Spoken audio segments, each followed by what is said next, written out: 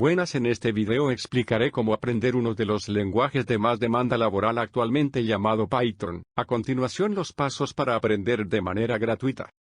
Primer paso: ingrese al sitio de pythoninstitute.org. Al ingresar verá una lista de cursos desde básico hasta avanzado. Incluso puede ver cursos especializados. Una vez que escoja el curso a llevar, se le abrirá una página como la presente. Para llevar el curso deseado debe tener en cuenta que necesita tener una cuenta en la plataforma de OpenEDGE, y luego hacer el proceso de Enroll Free. Cuando se inscribe al curso debe ingresar su usuario en la presente página. Al ingresar verá el curso que se inscribió. Para ingresar a esta sección debe dar clic en Resume. Como podrá ver, el contenido se compone de parte práctica y teórica.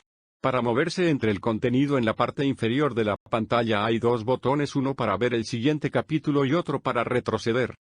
Para finalizar, tenga presente que la página cuenta con una matriz de niveles de capacitación y certificación. Además, existe un grupo de Telegram el cual puede unirse de manera gratuita para evacuar dudas, ver ofertas de trabajo, solicitar apoyo. Por favor, dele suscribir a mi canal para estar pendiente de nuevo contenido gratuito. Espero que el video le haya sido de mucha utilidad.